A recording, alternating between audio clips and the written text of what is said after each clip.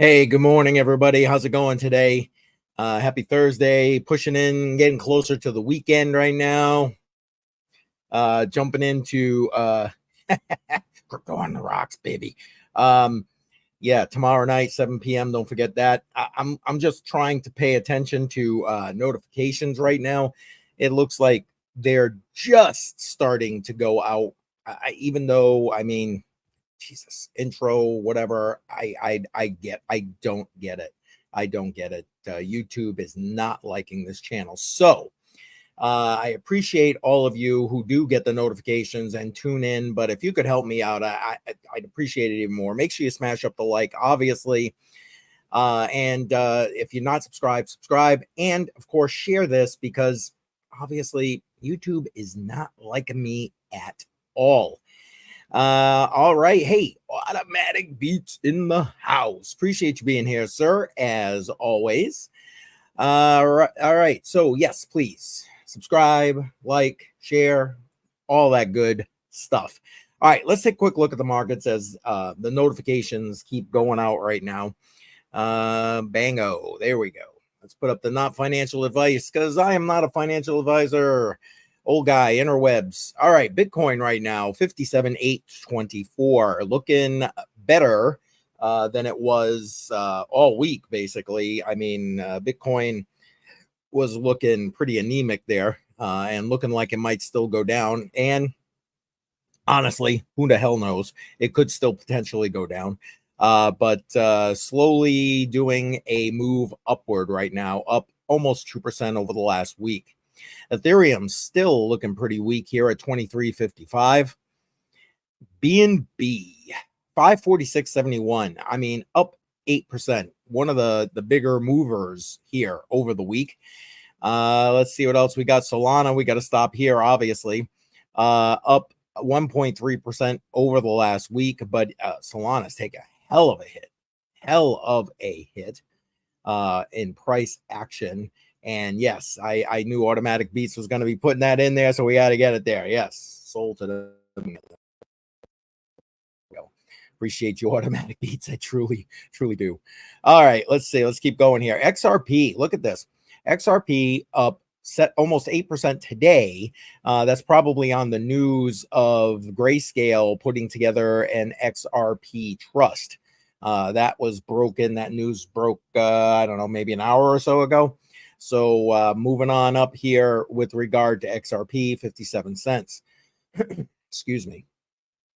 Doge looking pretty good, up over 4% for the week, 10 cents.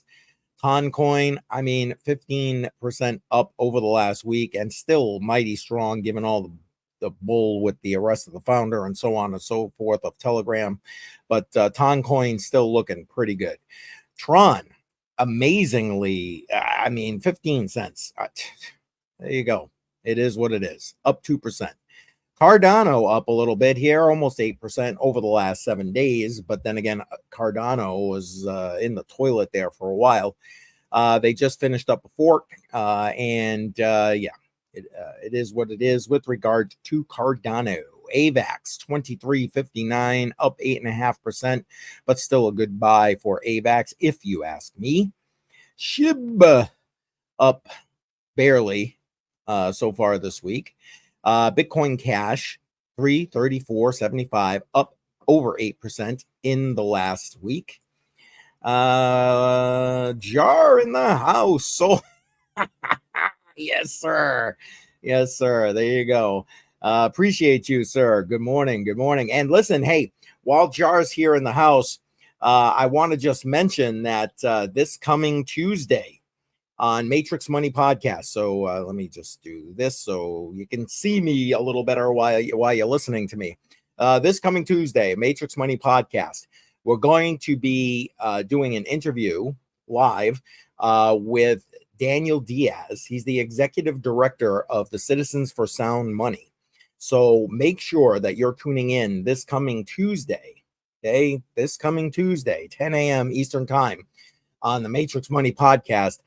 So you can hey, he's coming on live so he can take questions. So bring your A game, people. Bring your A game so we can have some good questions for him beside what what we are going to ask him. So again, that's this coming Tuesday, Matrix Money Podcast. Myself, Jar FF, talking with Daniel Diaz from the Citizens for Sound Money. Okay, let's keep going here. Chain Link. I like Link. Half off still, $10.65, even though it's up a little bit. What else we got? Uniswap. I mean, strong. I love it. They just keep hitting Uniswap at all kinds of shit, and Uniswap's like, yeah, you got that. Up 7.5%. Litecoin 62.22. Again, it's kind of funny. Litecoin seems to always go opposite the market. Markets are looking a little up today, and here we go. Overall down about 5% for the week. Caspa looking pretty good, I gotta say. 12% up over the last 7 days, just under the 17-cent mark. And Jar's in the house, so there you go, Jar. You're looking on up there with regard to Caspa. Let's see what else we got. Monero. Listen, Monero's been on a tear. You know that I am pro privacy coins, and I know there's been a lot of fun about Monero, but the way I didn't even cover any of it, because as far as I'm concerned, it's like, prove it. Put your money where the mouth is. Prove it. But privacy coins, excuse me, are going to be huge in 2025. I keep saying it. Monero is the bigger of those as far as market cap is concerned, and oldest, to be completely honest with you. And but I also like and have a small bags in Darrow and Pirate Chain. So check those out if you are looking for privacy coins as well. Appreciate that. Well, I don't care. It doesn't matter to me if you're looking for privacy coins, I guess. Pepe, almost a stable coin right now.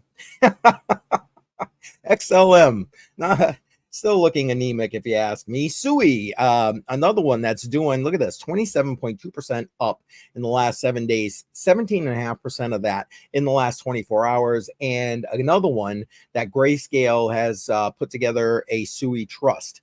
So we have an XRP trust and a Sui trust, and the price action on both of those are showing some positive movement. If you're into DeFi and so on, Aave looking pretty good. I like Aave. I always have. Used to do some work with Aave. I don't anymore, really, but up 12.3%, 148.14 if that's your thing. Filecoin. I mean, my God, for the longest time, Filecoin sitting there at $5. This is a sale buy right here, because I don't know. Again, not financial advice, not a financial advisor. Old guy, interwebs. But I think Filecoin is going to be a big mover in this particular cycle.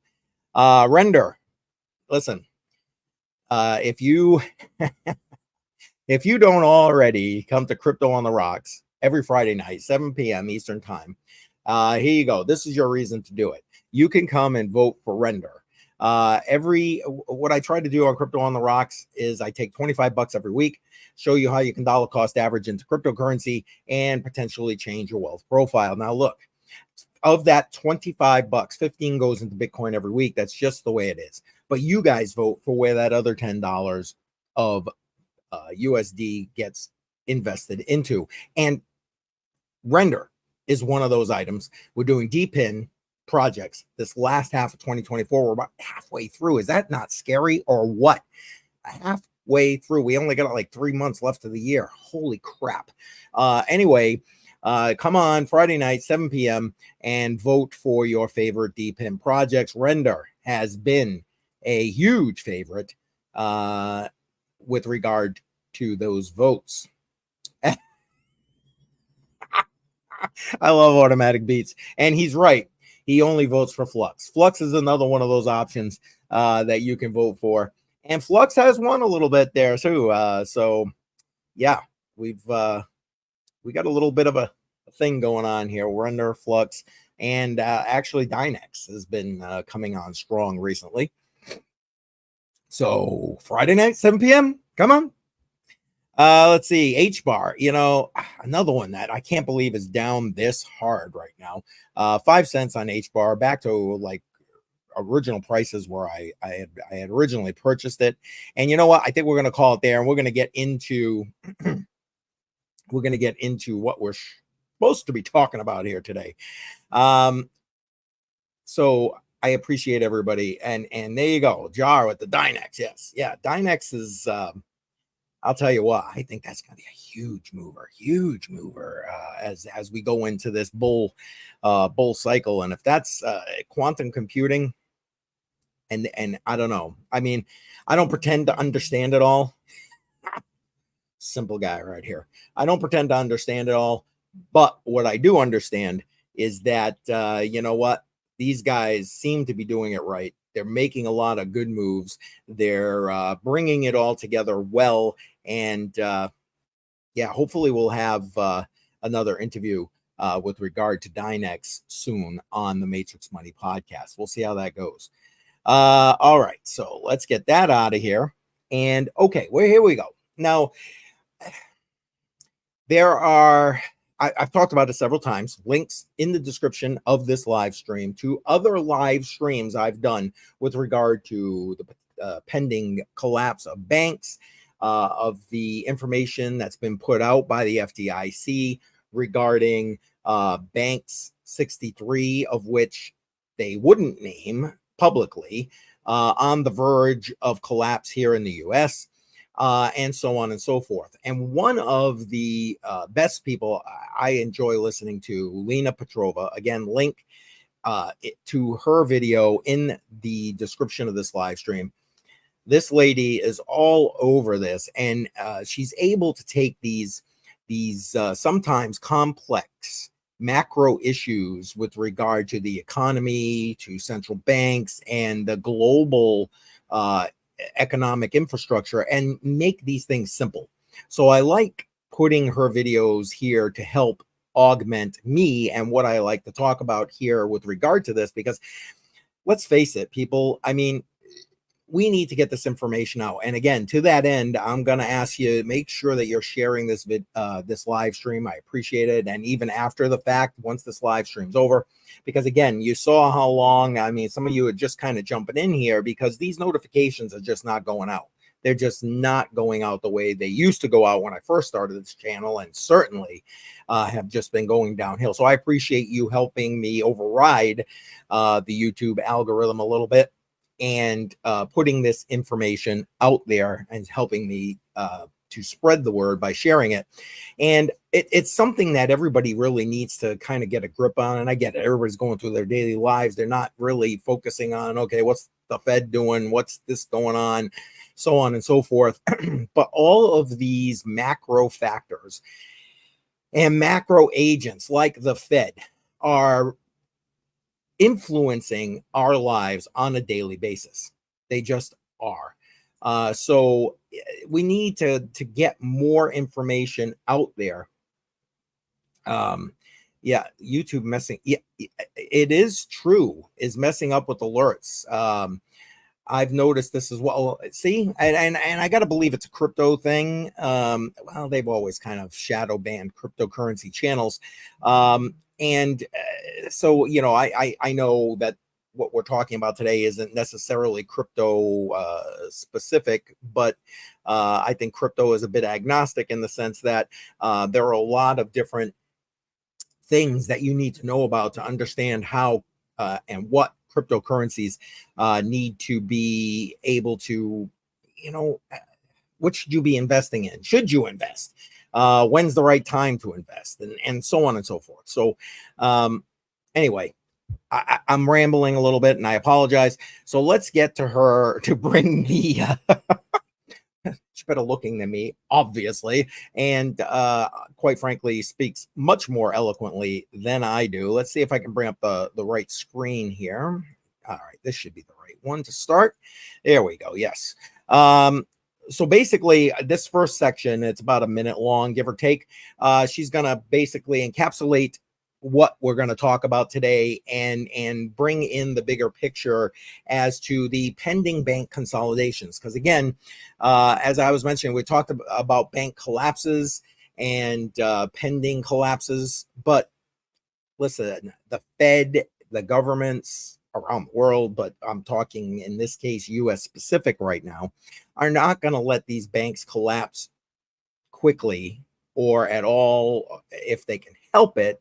What they're going to do is they're going to consolidate them. That's what they did with the ones that did collapse in 2023. What did they do? Boom, they got sucked up by bigger banks. Now I'll get into it as we go through this, because at one point she gives her view about this, and I honestly differ with that a little bit, her view from mine. But let's at least get our talking points on the table here, and I'm going to let her do that while I sit here and listen. So let's start with this. The U.S. banking sector can no longer hide that it is facing substantial challenges, and some small to mid-sized financial institutions may not be able to keep their doors open much longer. In addition to a massive wall of debt, $1.7 trillion worth of commercial real estate debt that is projected to mature from 2024 to 2026 over the course of the next couple of years, banks have been increasing their reserves to cover anticipated losses as household debt skyrockets and consumer delinquencies are on the rise. If you have been a subscriber, and now I did talk about that in another live stream, link in the description. I did use one of her videos in that one as well, where she was talking about how banks, the major banks, the JP Morgan Chases, the Wells Fargos, etc., are putting in additional dollar reserves for the losses that they're holding currently on their books. And we're going to take a look at that in a minute. I have a tweet that I'm going to share that breaks it all down a little bit, but I want to let her just wrap this up real quick. Sorry. Subscriber of mine for a while, you may recall that I post frequent updates on the banking sector, and as a former bank auditor myself, this is something that I take great interest in, especially nowadays with the volume of red flags increasing. Yes. And less than joyful, sorry, I had to use that very popular word these days. Okay, I'm gonna end that there, because I just wanted to put that in there. Yes, everything's joyful. Let's share our joy. You know where that comes from if you're even remotely paying attention to politics here in the United States. I just want to share that. But here's the point. She is a former bank auditor. So these kind of red flags that she's seeing and sharing, by the way, which kudos to her for doing that. I've actually reached out to her. I finally found a way to reach out to her. I did that yesterday. I'm hoping to bring her on the channel to do an interview with her. Get the macro outlook potentially, as well as maybe a little bit of what her thoughts are with regard to cryptocurrency, etc. But let's see if she even replies to that. But the bottom line is, her history, her experience is showing her major red flags in the banking industry. Now, in this case, we're going to be talking about consolidations, because some of these mid-sized banks, as she puts it, regional mid-sized banks, which were the ones that Powell talked about, when he said, yeah, banks are going to collapse, but it's not the big ones. Like, hello, guy. What's the difference? The point is, people are still going to get hurt when banks collapse. So what they're going to do now is try to consolidate those, but that comes with its own set of challenges. What I want to do, though, is to put out this. Hold on, I want to make sure I got the right one here. Yep, there we go.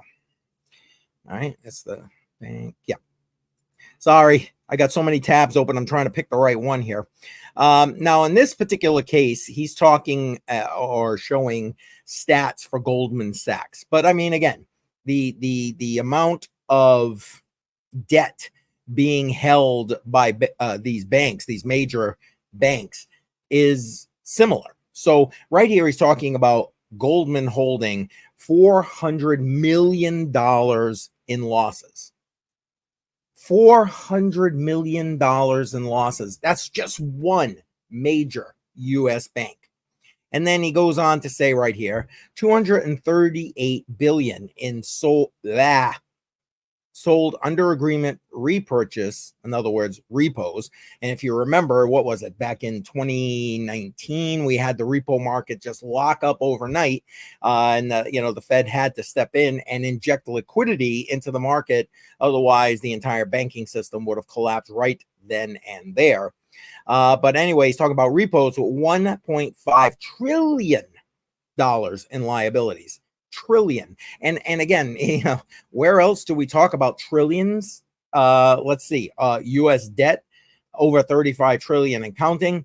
Join me on Crypto Market Mondays with Trade Intuition, and you get to see every week. I start the live stream out every week with showing you how much our national debt has increased in 1 week. It is scary to think about. I've even done some shorts on it to try and wake some people up, because shorts get shared differently. So I was kind of hoping, and some people have come to the channel with regard to that, but I mean, it is what it is. We got C Green in the house. Welcome, sir. Bitcoin does not care about any of this. Yes, I suppose Bitcoin does not care about any of this. That is true. Appreciate that input. That is 100% true. But here's the thing. Not everybody knows about Bitcoin, and everybody needs to know about this so they can make better decisions, such as Bitcoin, to help themselves. Because ain't no president. I know we just had the presidential debate, all that kind of baloney here in the United States, which was, if you ask me, that debate was freaking useless. It was more about trying to get zingers in than it was to put any kind of substantive content or policy out there. I mean, neither one of them talked about the national deficit, for example,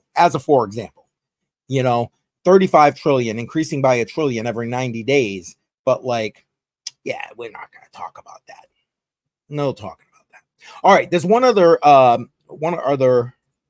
tweet right here I want to put up to give you some information, where he's talking about, in this case, he's talking about a pending banking crisis. And again, remember, the banking crisis is going to be, or they're going to try and circumvent that banking crisis by doing these consolidations that I'm here talking about and highlighting today. One of them had concepts. Okay. Yes. I have a plan. Now you got a plan. Okay. Oh my God. Appreciate that, C Green. Thank you. All right, let's just look at some of these numbers. And he's highlighting here, Ali warns of consumer defaults. I mean, consumer defaults, again, link to the description, link in the description to the live stream I did where I highlight about how credit card defaults are at all-time highs, how auto loan defaults, all-time highs, how Americans are sitting in all-time high debt just to survive right now. But, you got CPI numbers coming out. Oh, everything's going down. It's looking great. I mean, who are you kidding right now? PPI, I think, was today. Another one. Oh, things are going down. It's a bunch of bullshit. They manipulate the numbers. Let's be honest. You got to go do your own research. And that's why I'm asking you again, we need to get more of this information out. So I would appreciate it if you're new here, make sure you subscribe and smash up that like. I want to be able to beat this algorithm, which is seriously, jacking me down here and not allowing my information to get out as well as it should. But share this because again, we need to spread the information, and more people literally need to know about this. Okay, so and then he's talking about the heavy leverage on the end carry trade, etc. But just look at some of these numbers here. Look at some of these numbers on how much these banks are down. So Ally Financial, Bread Financial, Riley Financial, JP Morgan Chase, Capital One, New York Community Bank, Discover, Deutsche Bank, Goldman Sachs. Look how much Goldman Sachs is down. That's insane. 23, almost 24%. And of course, SoFi. So that was meant to give you a better idea and more frame of reference to what Lena Petrova was just talking about. And now we're gonna jump in to the next section I have highlighted with regard to her video. And again, link to her video in the description of this live stream. If you're not following her, you really should. But I suggest you go see the whole video so you get, because she's going to talk about 3 different points about this consolidation, and we're not going to watch all of that. We're going to talk about the third point a little bit because I think it's relevant here. But let's see if I can pull up the right screen here. And in theory, bring up the right one. Hang on one second. I think that's it. Let's see. Bam. Yoo-hoo! I got it right. All right. So we're going to watch this next section here from Lena. And again, she's going to be talking about the consolidation process a little bit and so on and so forth. It's about 2 minutes long, and I'm obviously going to be interjecting along the way here. So, but for right now, I'll shut up and let her talk. This news is very concerning. Top U.S. regional banks are seeking consolidations. Remember, I said multiple times over the course of the past several months that small to mid-sized banks, due to their extremely high, north of 70% exposure to commercial real estate, they're in deep trouble. Regional banks. Okay, and I want to just point out what she started with when she started talking about this. And she's going to go into the commercial real estate market. And again, if you pay any kind of attention, you know, commercial real estate, it was even something Powell put out there. You know, these guys are out over their skis with regard to this. And that was forced into these regional and local banks. But that's a whole nother video for another time. But she started out by saying these regional banks are looking for consolidation. They know that they're in trouble, and if they don't consolidate with some of these bigger banks, they're done, and so are their customers, to be honest. But let's let her keep going here. Banks typically have assets between $10 billion to $100 billion. At this time in the United States, there are over 4,000 individual banks, and many of them will be merged and consolidated. Regional bank mergers have ticked up this year and are expected to increase due to lenders seeking stronger balance sheets, reportedly. In other words, regional banks are dealing with liquidity issues, right, and they would much rather consolidate now than risk it all. If there is an event that causes panic, and we know that the next several months will be quite interesting, to say the least, or if this uncertainty.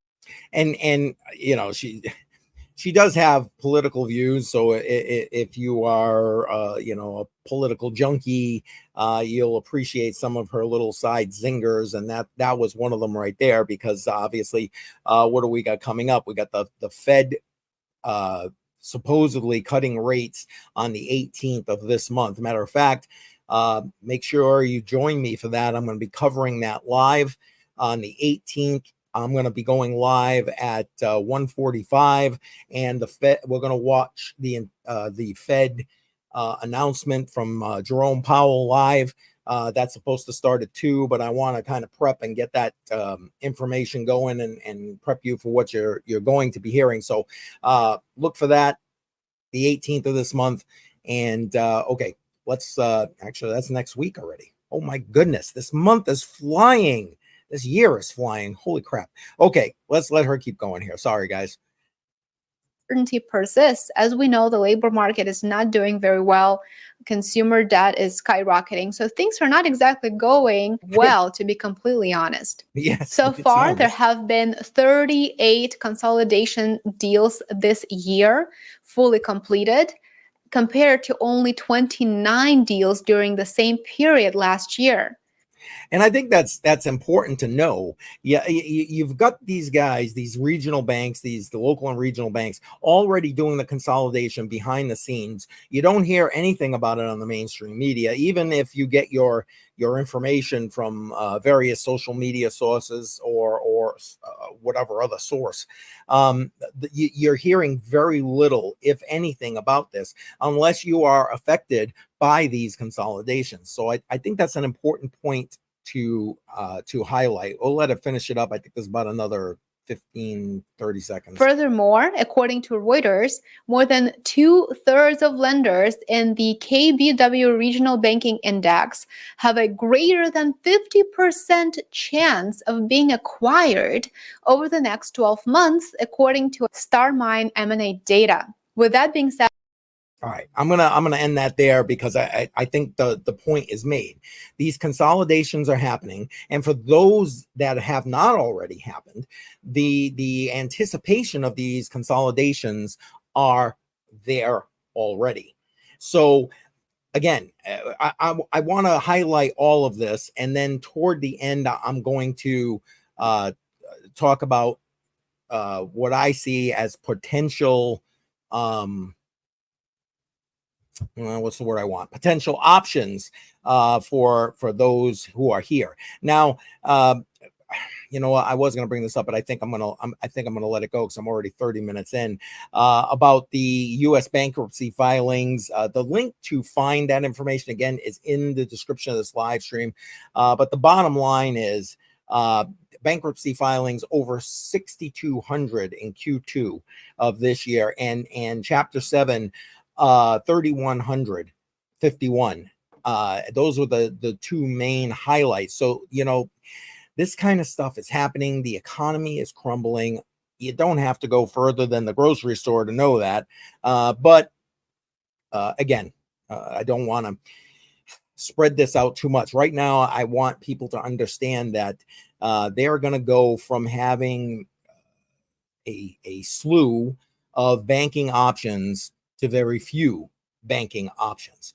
So let's let her do the next section where she talks about her views of this consolidation and overall views of the banking consolidation. Now, like I said, I disagree a little bit with her. And again, we'll let her talk about it, and then I'll put in my 2 cents. Given where the United States economy is at this time, bank consolidations shouldn't be necessarily viewed as a negative trend, in my opinion.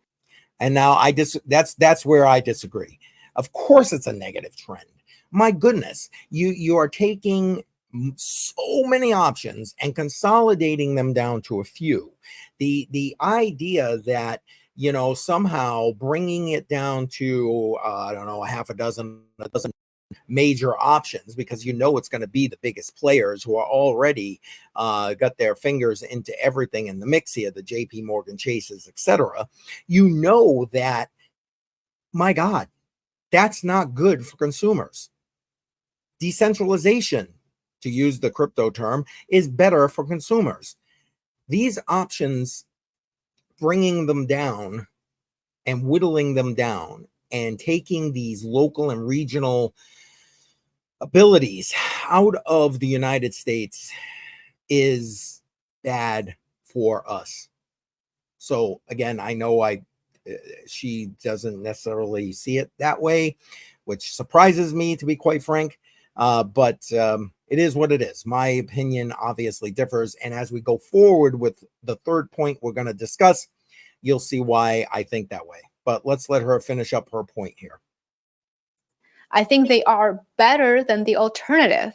However, having said that, I do want to say that when companies merge, they seek synergies, meaning that they may lay people off, they may close branches. So these mergers and acquisitions will definitely have an impact on depositors, and they may have a quite negative impact if it means that your banking institution is not going to be near you anymore, and the nearest branch will be miles and miles away. So okay, so you get the point.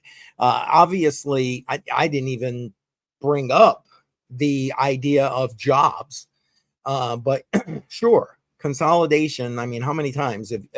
I'm sure there's people in listening right now in this live stream who have been the recipients of a cutback in hours or a job loss because of company mergers. And that may have absolutely nothing to do with the banking system. I mean, just company buying out another company. I mean, it happens all the time. And you get affected by that, again, looking in the job sector, etc. So that puts you in a financially unstable situation. Then couple that with the fact that your regional bank that maybe you've been doing business with for ever, I have a credit union that I do business with, and that's going to be one of the things I talk about a little bit later. That I've been doing business with now, good Lord, 15, 20 years. And I don't know. It's just, I appreciate that small, closer knit opportunity for banking. I mean, if you got a bank within this system, which again, most of us do. And if you own a business, of course you do. You need access to banking services, right? So anyway, I want to let her get into her third point. Now, again, link to her video in the description of this live stream. Here's the thing. She talks about 3 different points with regard to these banking consolidations, all of which are valid points. But I'm highlighting the third one because, again, I think it relates more to the banking industry. I'm sorry, to the crypto industry as a whole. So let me bring up her last section here, and then we'll start diving into that. She's going to be talking CBDCs, or the potential for CBDCs. I think that sounds quite concerning. Digital capabilities and digital transformations. The third reason reminds me of the CBDC and the fact that greater control is enabled by fewer entities to control. So naturally, there would need to be a substantial consolidation process prior to the launch of the digital central bank currency. Now, I'm not saying with certainty that this is and she's going to go into laying out a few things here, but kind of to the point I was making earlier. You're taking these regional banks, you're breaking them down, you're sucking all of this excess ability for people to access a local regional bank into these major banks. For the government, for the government, that's great, because instead of dealing with, I don't know, I'm pulling a number out of my butt right now, 400 banks, now they're dealing with 40. Does that make sense? Easier to control that smaller number of banks. And if you're looking to put out a CBDC, well, guess what? Easier to force that down the throat of a small group of banks than a bigger group of banks. The other piece to this is, if you don't know what CBDCs are, I'm so sorry right now. I think I need a drink. Sorry. Break. Thank you. Anyway, if you're not sure what CBDCs are, head over to my website, cryptocoinmindset.com. Go in the search bar, CBDC. I did a bunch of articles about what CBDCs are, compared them to cash, compared them to crypto, et cetera, et cetera. So you can go and do some research with that. But anyway, I'm going to let her continue on here, and I'll keep jumping back in. Necessarily where things are heading, but it does make you question whether this is just a precursor to more substantial changes, which, as we know very well, are clearly on the horizon. Amen to that. A recent report alluded to the plan to decrease the number of banking institutions in the United States as investments in digital technologies ramp up. The need to increasing tax spend has further driven the desire for scale, and we expect consolidations to pick back up as cyclical headwinds abate. The banking industry has always benefited from scale, as the act of acquiring another bank is simply much quicker and easier than attempting to poach customers from a competitor. Makes sense. However, right? Investments in technology digitization require significant capital and resources. With the ever-increasing cost of these investments, scale matters more than ever, given the need to spread these higher fixed costs across a wider base.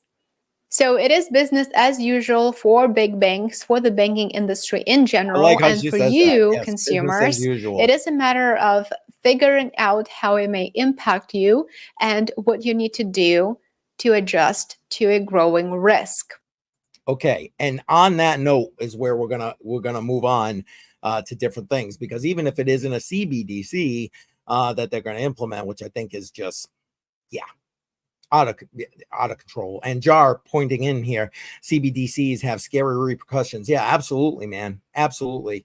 I just, I can't say enough how this, or I shouldn't say this, how a CBDC would be a negative impact on everyone. And I'm talking globally, because it isn't just in this case, it isn't just the United States talking about CBDCs. Some countries already have them. We know China already has them. They weren't even the first one. I'm having a brain cramp right now on the first one. And they are already out there. They are already being implemented. And these things are programmable as to the scary wait, that side, there we go, scary repercussions that Jar is mentioning here, because you program it to do anything. And if you're not familiar with CBDCs and the potentiality of levels of control that the government can implement even more than they do now, I again encourage you to head to my website and read about what I've written about these CBDCs. And Jar saying, I gotta head out. Great stream. Jar, thanks for being here, man. Appreciate you as always. Don't forget, Matrix Money Podcast this coming Tuesday. Jar, myself, FF, we're going to be talking with Daniel Diaz. And I'll bring up that website a little bit later, Citizens for Sound Money, which also, again, part of what we're going to talk about here in a minute with how do you help yourself? How do you get ready? But Jar, thanks for being here, man. Appreciate you. All right. I said I'm going to get rid of that. But there's one other thing I wanted to point out, again, in the cryptocurrency space, not a lot of people like Warren Buffett, because, Bitcoin's rat poison and all this other crap that he's put out there. And again, you got to remember that, he's one of the greatest investors in the last century. And he made a lot of his money by investing in things that he understands. So when he doesn't invest or talk positively about Bitcoin, or crypto, whatever, it makes sense to me.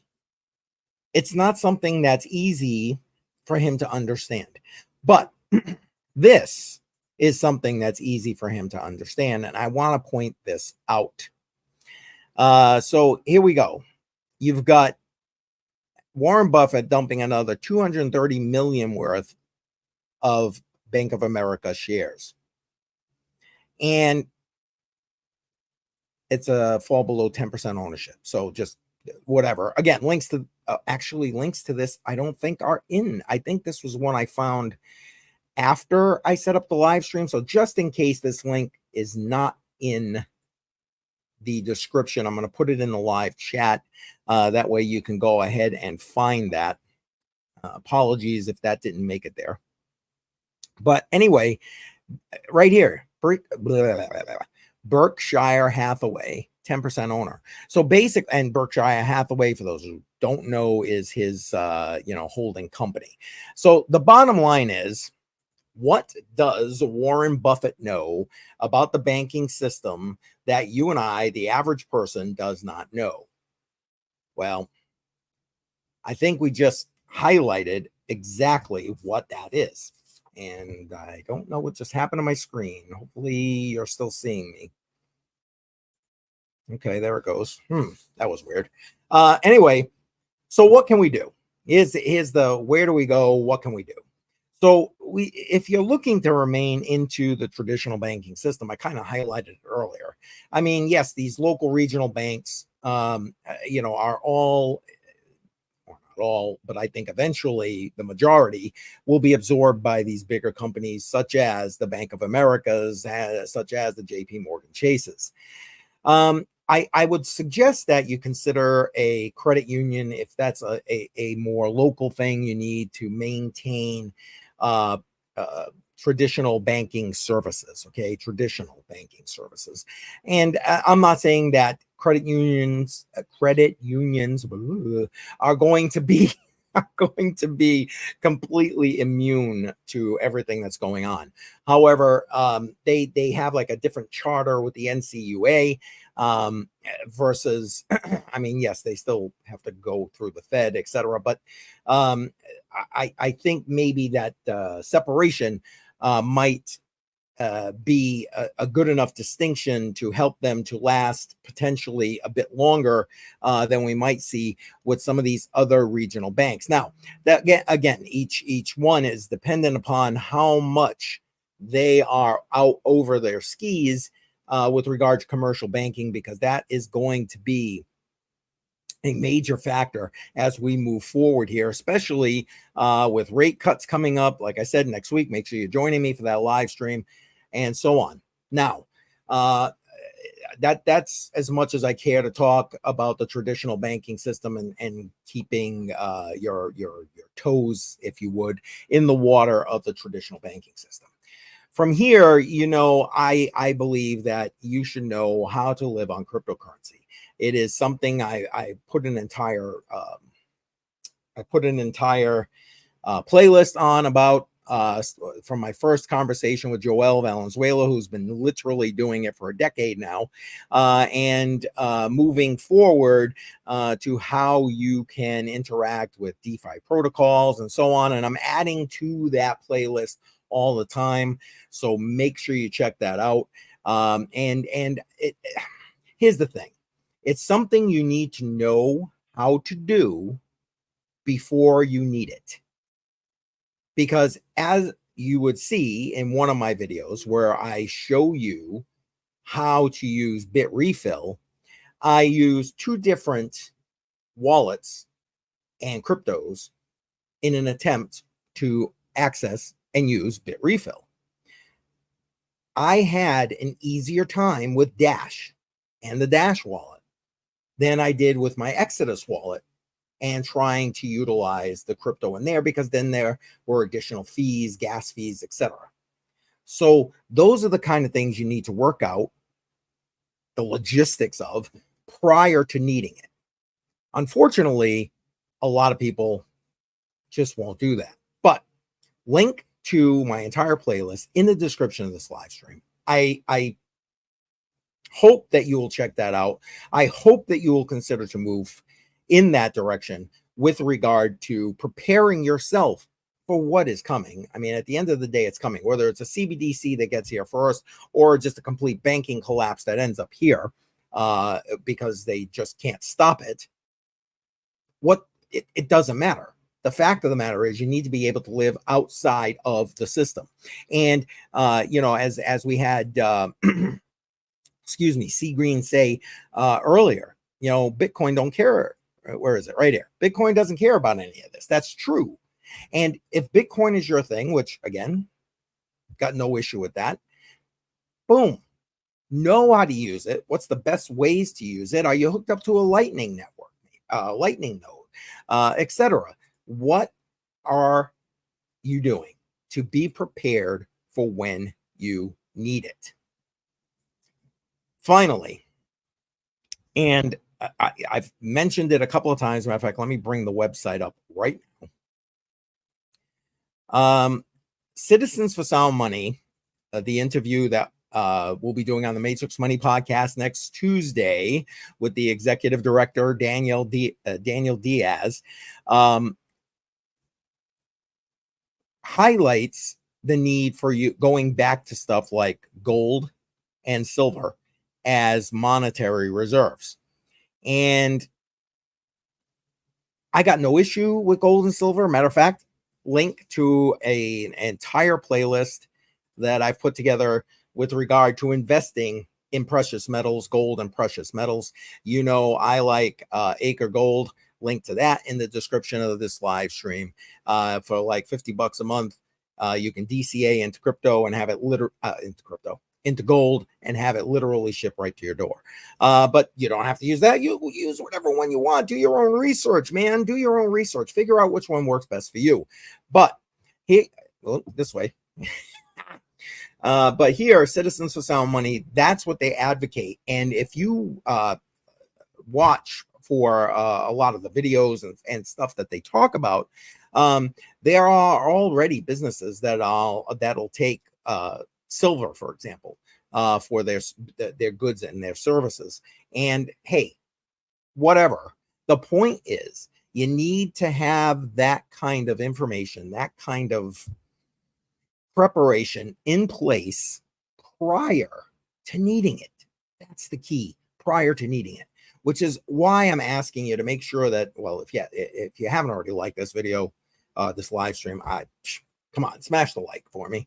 And if you're new here, make sure you hit the subscribe button and share this, because more and more people need to understand this. They just do. They just do. Shuby in the house. Appreciate you being here, my friend.